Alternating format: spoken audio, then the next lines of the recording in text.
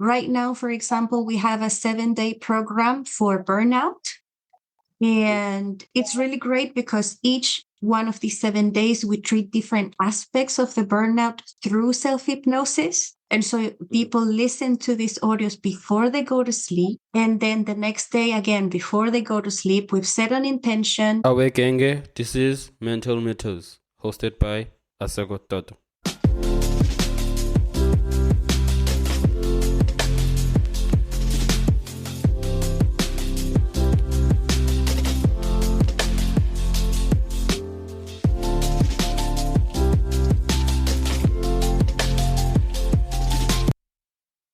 Hello, everyone. Welcome to another episode of Mental Matters. I'm your host, Asako Toto. And before we dive into today's incredible conversation, I have a small favor to ask. If you enjoy what you hear today, please take a moment to rate and review our podcast on Apple Podcasts, Spotify, or wherever you listen. Your feedback not only helps us improve, but also helps others discover the valuable insights we share every week. And if you find today's episode particularly inspiring or insightful, don't forget to share it with your friends, family, or anyone you think could benefit from it. Thank you for your support. It truly means the world to us. Now, let's get back into our conversation. Firstly, to someone that is quite interested, who is this person talking now? How would you describe yourself and what do you do? So I have a holistic approach to health, which means I don't think of mental health only as something psychological and of the mind, but I think of mental health as something that is connected with your mind and your spirit and your body. So it's mind, body, spirit.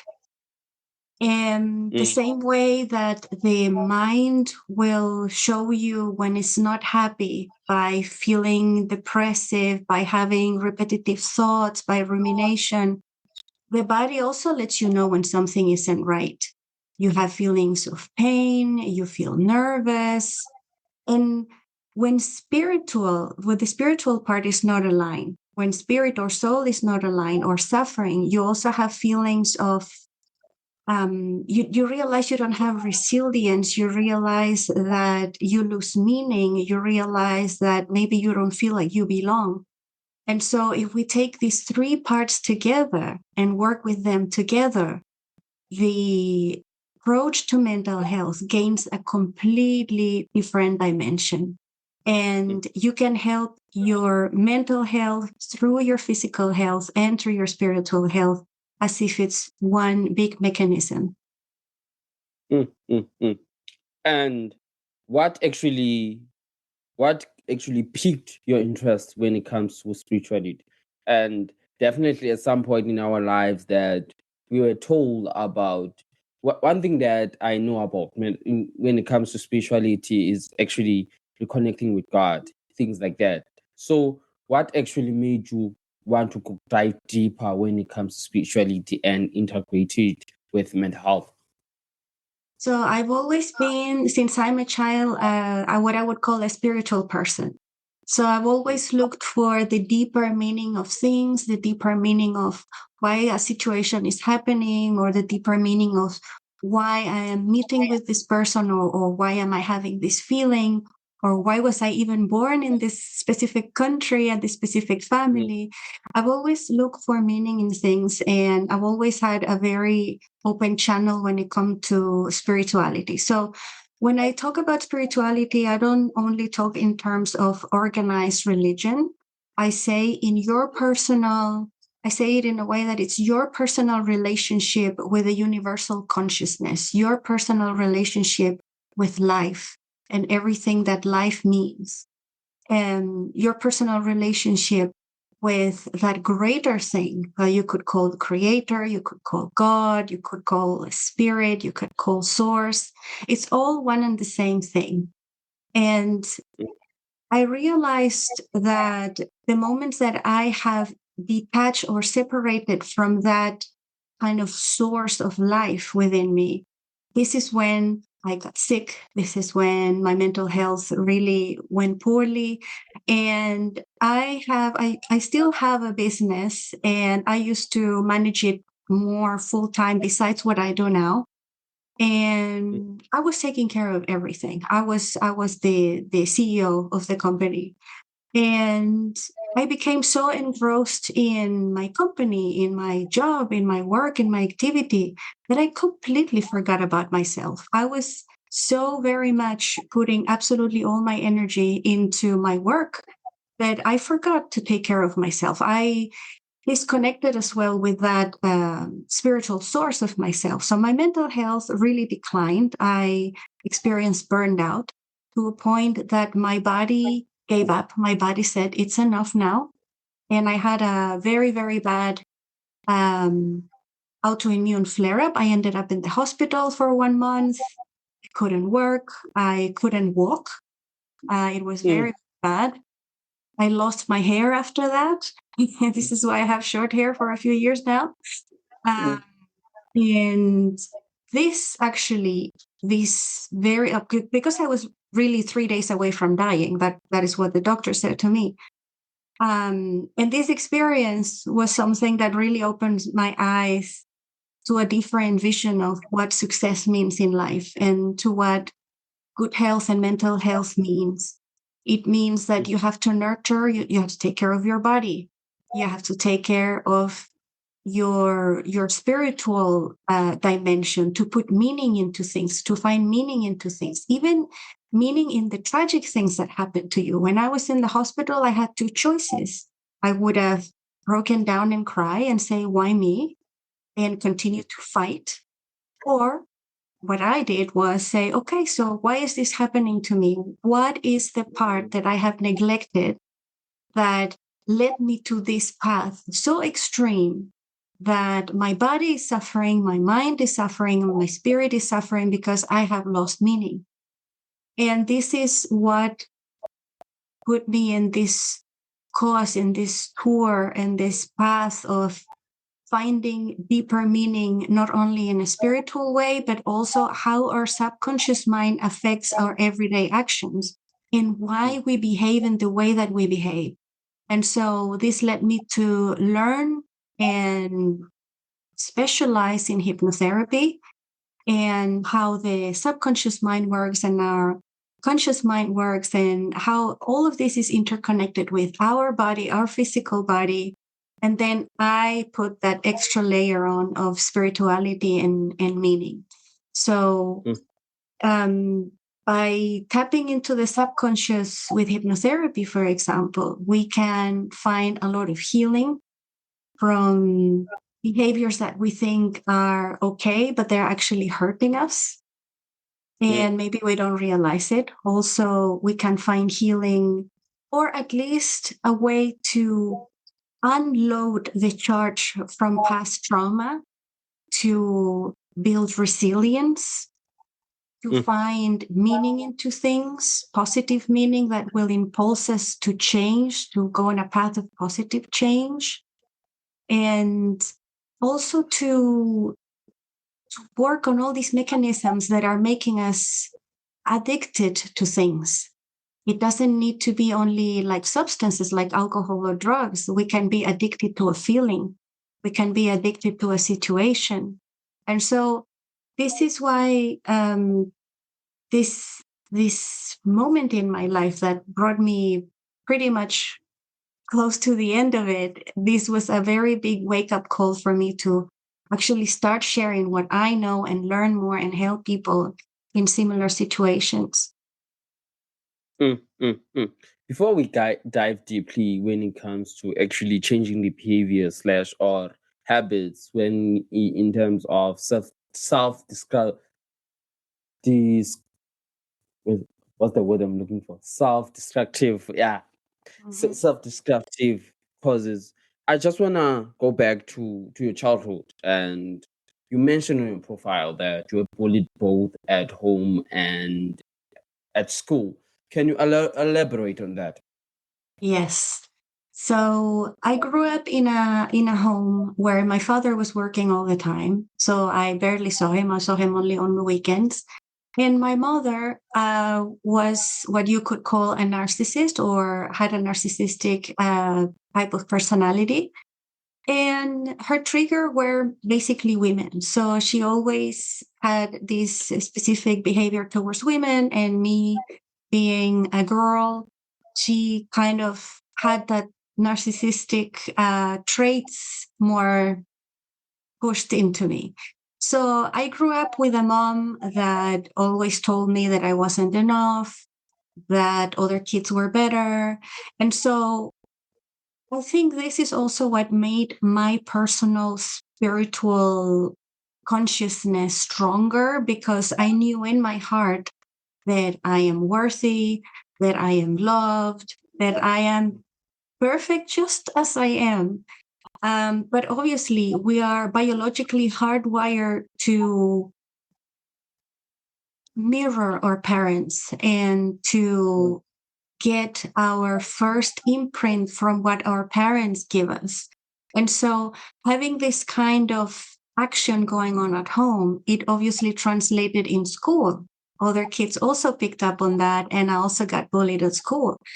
And this, instead of breaking me down, kind of gave me that momentum to continue to fight for my personal worth, to understand that I am worthy and that I can overcome these things. So resilience was um,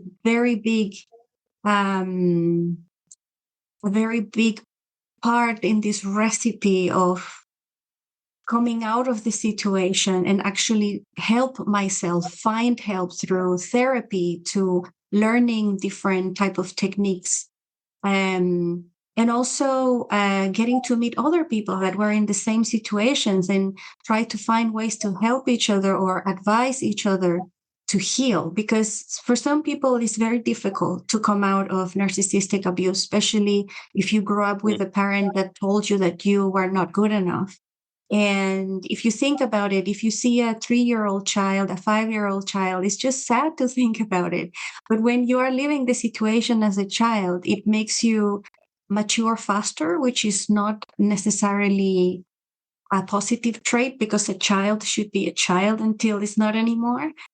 But for that, what I always say, whatever happened in our childhood, we are the ones that have to give ourselves the opportunity to find ways to heal and break away from that situation once we can, once we have the autonomy to do it as adults. And it's something that I'm one of the people that actually, I wouldn't say obsessed, but love listening to Dr. Huberman, the Huberman Lab podcast. Whereas most of the time he speaks about neuroplasticity, whereas he explained it that it's quite easy when you are young, it's quite easy to actually learn new things. For example, actually you mentioned that your mother was actually negative towards you, saying that you are not worth it, you can't do this and this and this. And whereas in a way it becomes this thing that you actually developed, something that you keep on believing, yet not realizing that is not the truth, and you're better than that. In terms of that, how did you de-associate yourself with that imprint of saying, now this is, I won't actually follow this way, and my mother was wrong, and I will do what is opposite what she says? Usually when you are someone like that, people will say that you don't have respect, you don't listen to adults. So how did you come past to that? Well, when you are in that situation, you adapt mechanisms in order to protect yourself and kind of survive. So here's when we go to the freeze, fight, flight, freeze, and fawn, right? So I went into fawning. Fawning means I will just smile and wave.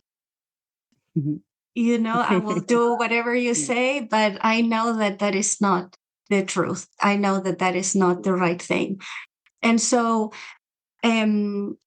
although I had this resilience and although I had this spirituality that kind of kept me sane during this process of growing up in this household with this type of person.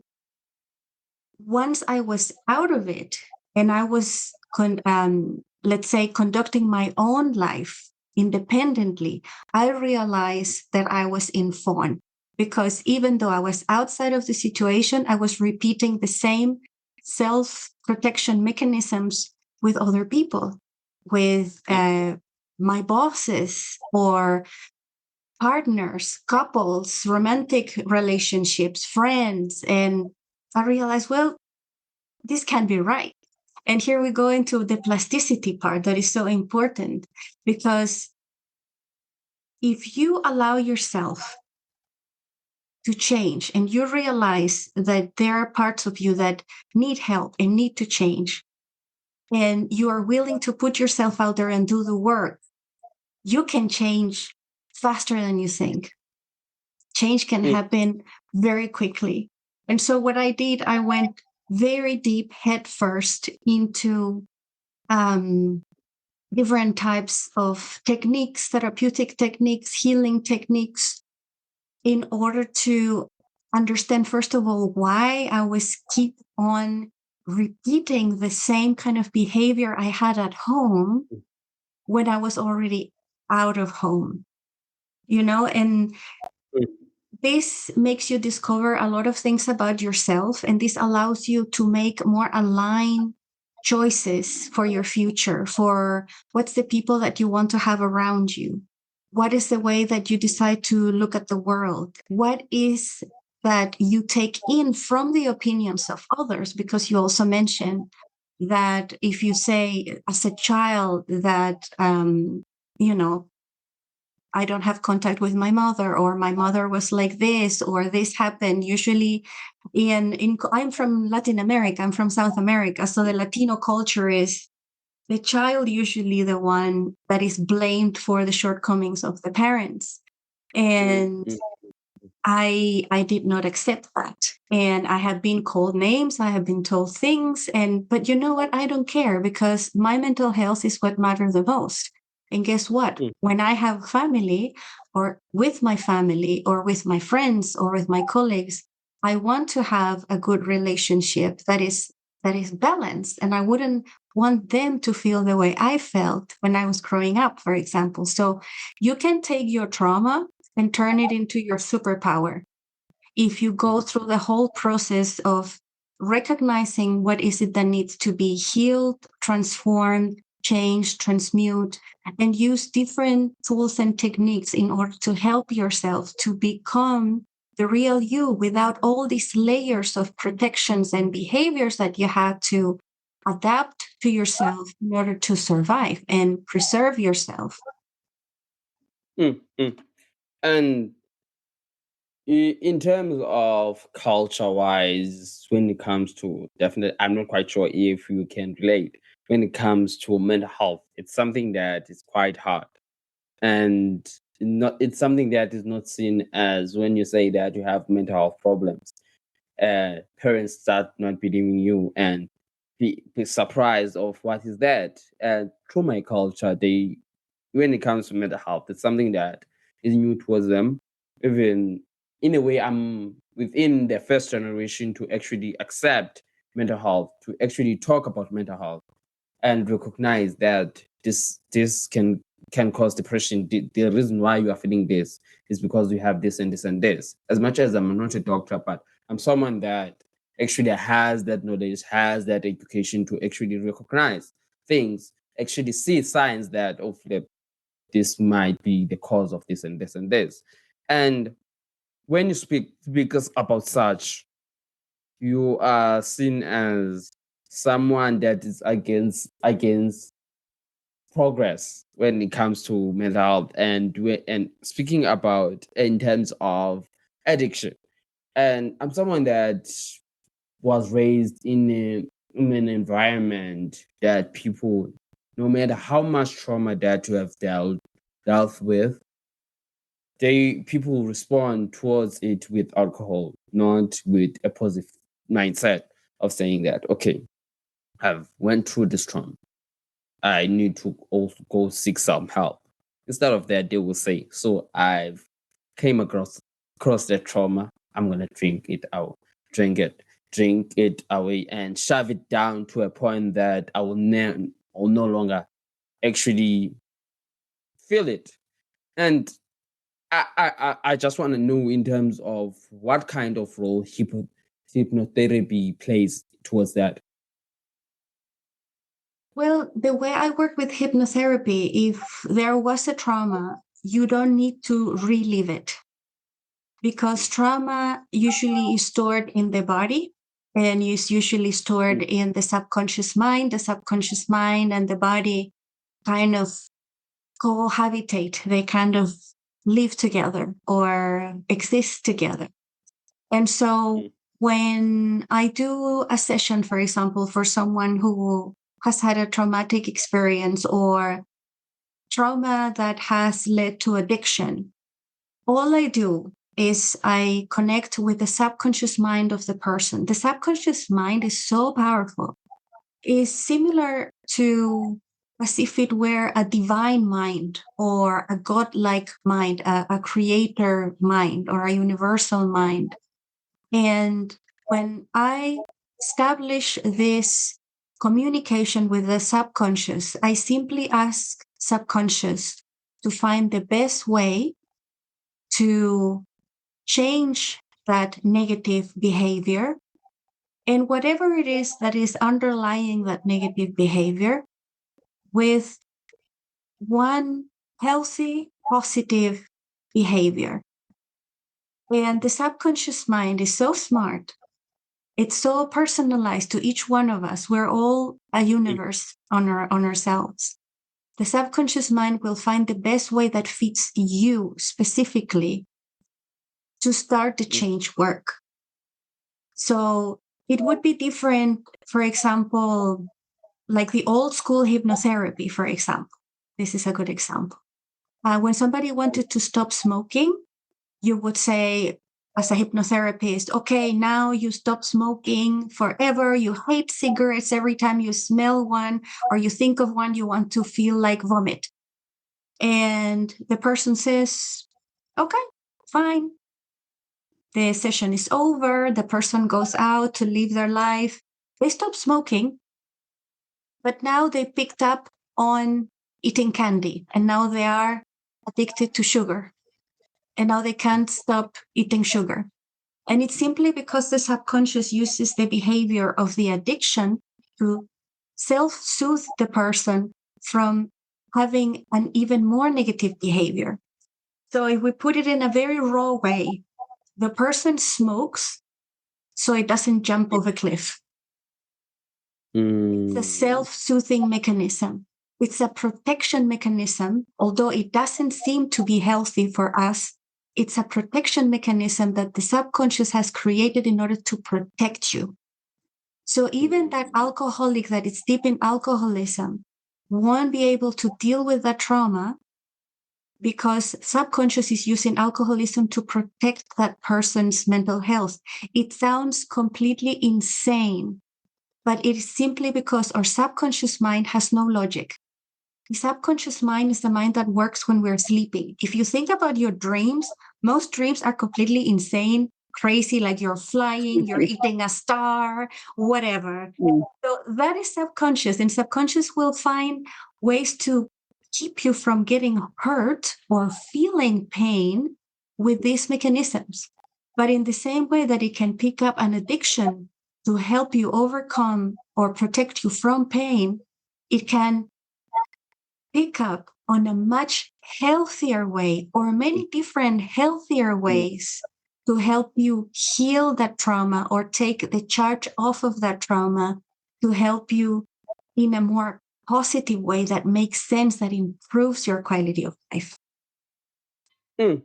And through the experience, through doing hypnotherapy, how have you seen that? Because the reason why I'm actually shifting conversation to this, and I had a guest, she actually helps her clients with food addiction instead of actually giving of saying that to her clients that no, in terms of stop actually eating this and stopping there. She says that stop eating this by actually substituting it with a good habit.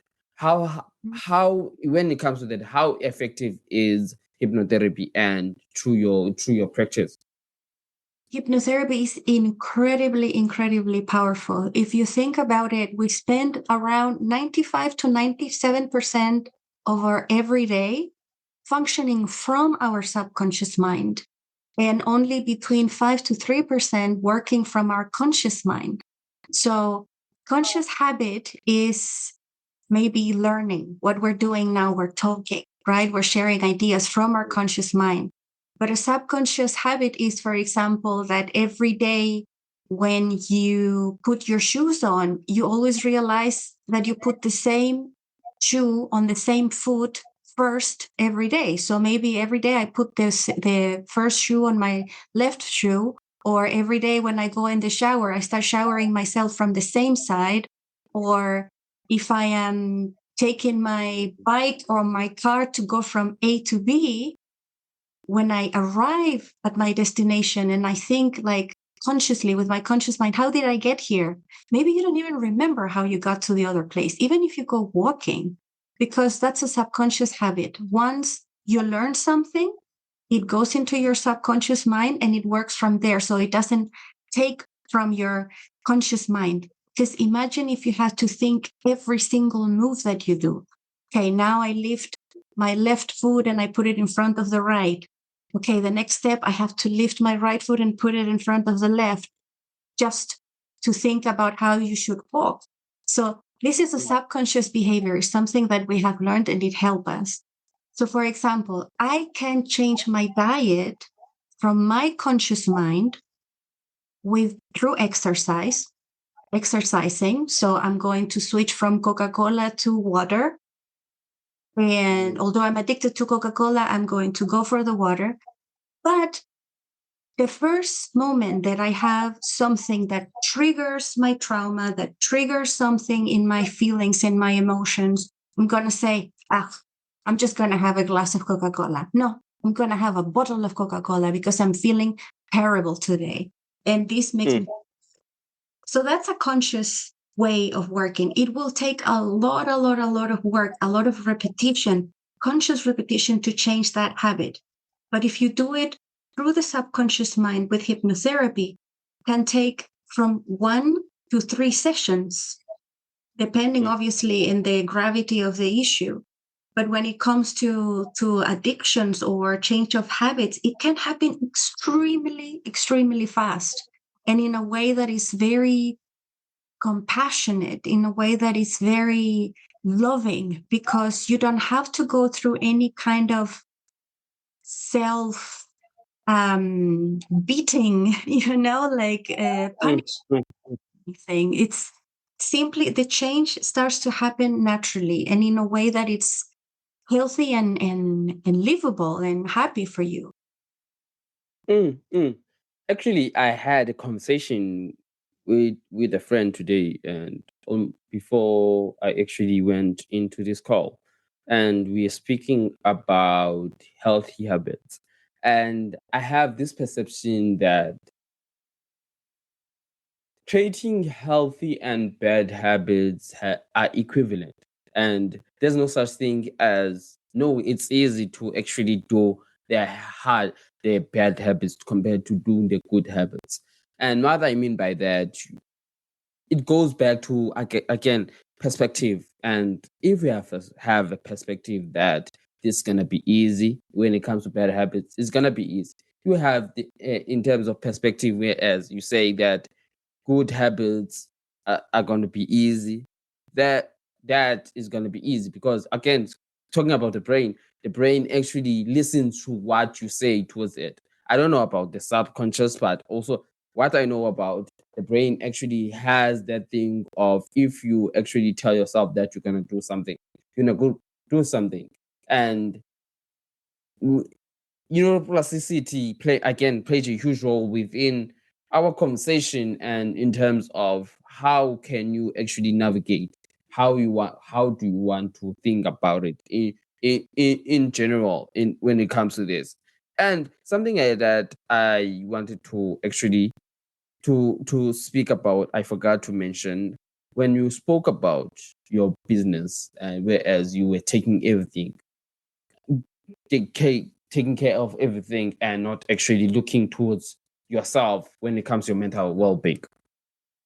I feel like I myself was there. In a way, I believe that I'm still there, but it's quite hard to actually find people that you can trust with your business, or trust with your podcast, trust with anything that you value. So to people that are constantly working and not giving a break to them, what kind of tips can you share with us so that they can actually at the same time focus on the business or a podcast or everything, anything they're busy with, and also at the same time take care of their health? I think here's when we go and we talk about the perception versus perspective. So perception is what you find right in front of your consciousness, right in front of your mind. So your perception is, okay, I need to work really hard because I need to put all my hours in here because I don't find anyone that can do this for me. And so you work, you burn out, and you're going to get sick. It's as simple as that. Your body will do the job for you. Your body will stop you. And perspective is thinking, okay, if I want this business to go for many, many years and grow and thrive and be successful, if I keep on putting all these hours in, it's not going to be a marathon. I'm going to burn out. This is going to fail anyway. I don't find anyone that could take care of my business the same way that I do. Well, perspective tells me if I am going for the long run, I will find someone and educate that person. I will take the time. I will invest the time, because while you are pouring from your cup into somebody else, it better works. It better is more of an investment for your future and for the future of your company and your business and your project than simply pouring in somebody else's cup that will kind of take from you and take it away, and you will never see a return on that. So as counterintuitive as it might feel, when you are putting all these hours in, you might as well bring someone to do the job alongside you, to learn it the way you do it, so they do it your way. It takes time, but believe me, it is an investment that will pay you with life energy. It will give you life energy, because somebody will be there to do the things and in the same way that you are doing them. And even it will even help you bring fresh ideas, that you will be the one, obviously, to make the decisions. But we need, as entrepreneurs, we need to allow other people in, and people that are willing to learn, and people that we will kind of educate in a way that will follow the same guidelines that we put to ourselves in our business. So that is one thing, business-wise, right? Then in personal health, more like in your personal health, I would say, if you don't have time for stopping 20 minutes or half an hour to do a meditation, and even if you stop, your mind won't let you, because your mind is completely crazy thinking of all the things it needs to do. There is two things that are very, very important. One of them is what I call the meditation supplements, that every time you stop to eat, to drink a coffee, to have a tea, to take these moments that are simply yours and only yours. Take a moment of savor. Savoring means to put all your senses into the experience that you're having. So, for example, if you are having a salad, if you are having a coffee, you take a sip of that coffee with your eyes closed and focus all your senses and all your attention in the feeling of that coffee. Is it warm? Is it sweet? Is it soft? Is it harsh? How does it feel going into my body? What are the feelings when it's in my belly? And this will stop your train of thought and will put you into your body, into the feeling. So what we want is to stop, to make the mind to shut up. And savoring is something that will do it. Another thing is somatic exercises. Somatic exercises, they don't take a lot of time. You don't have to go to a gym and pump iron or run for half an hour like crazy. None of that. You can simply shake your body, like do a little jump, shake your body. You can stomp your heels against the floor.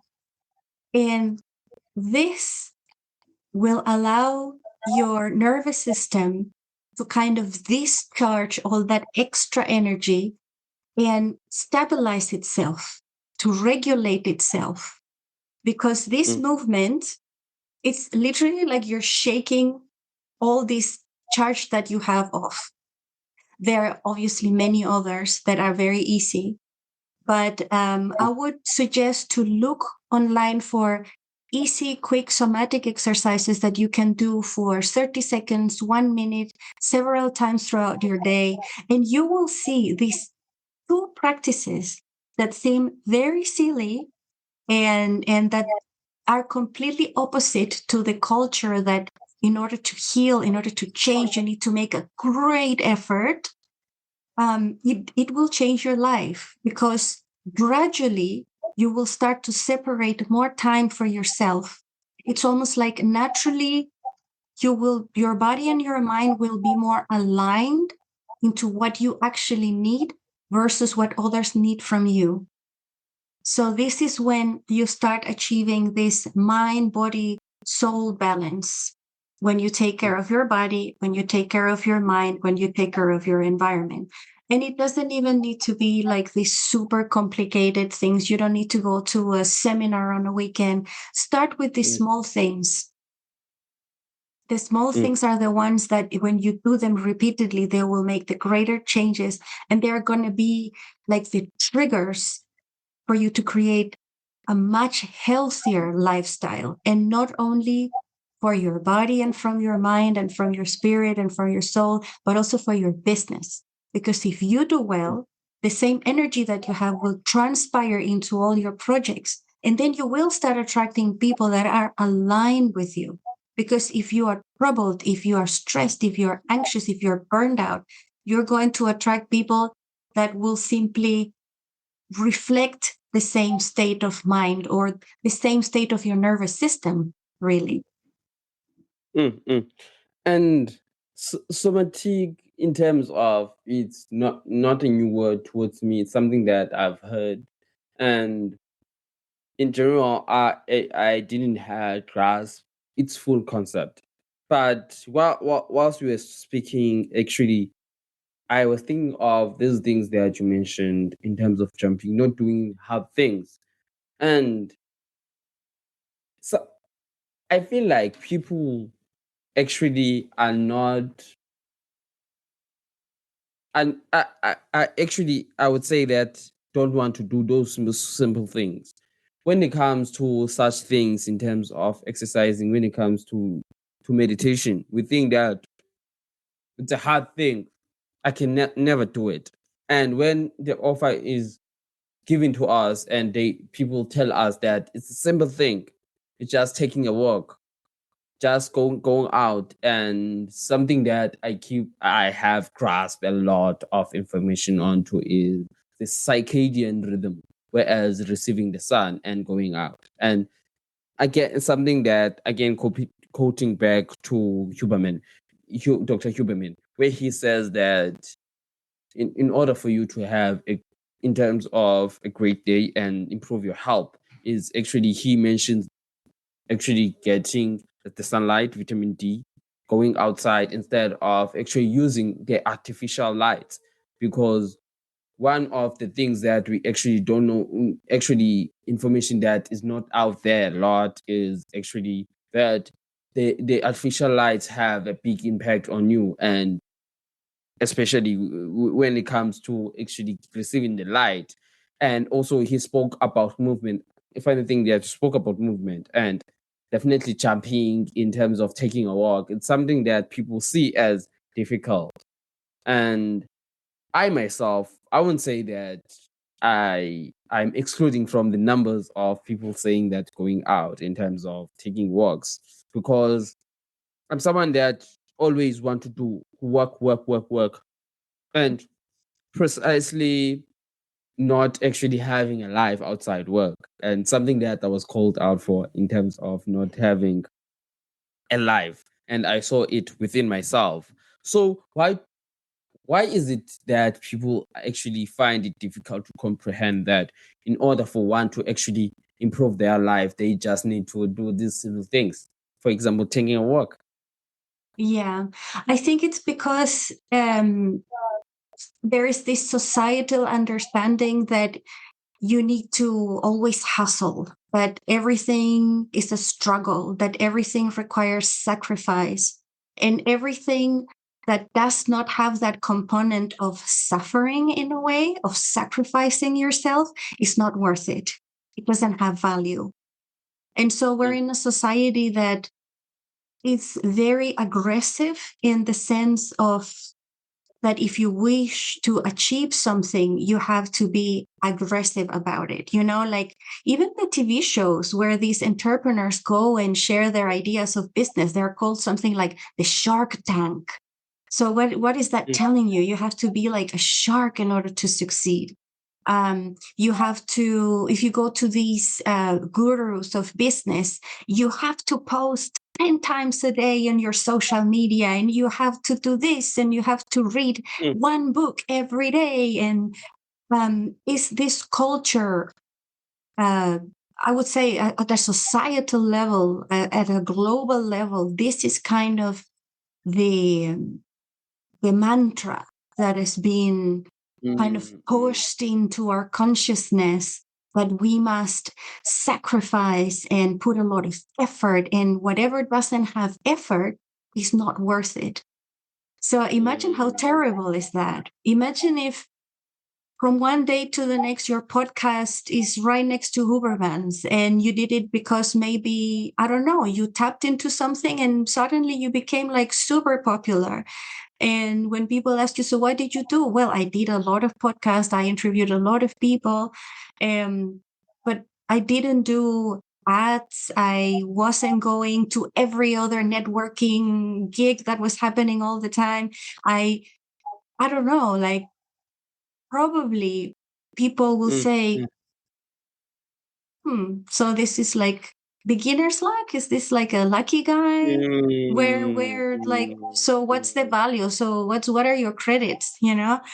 And I think it's kind of a sad thing, because as a society, I think this is what is making us sick. The idea that we need to kill ourselves and die a little bit every day in order to achieve a goal that is unattainable. So when we do these little things, we actually honor our humanness, our being human, our humanity, our spiritual self, our divine spark within us. And it makes us do things from a more aligned place, from a place of inspiration.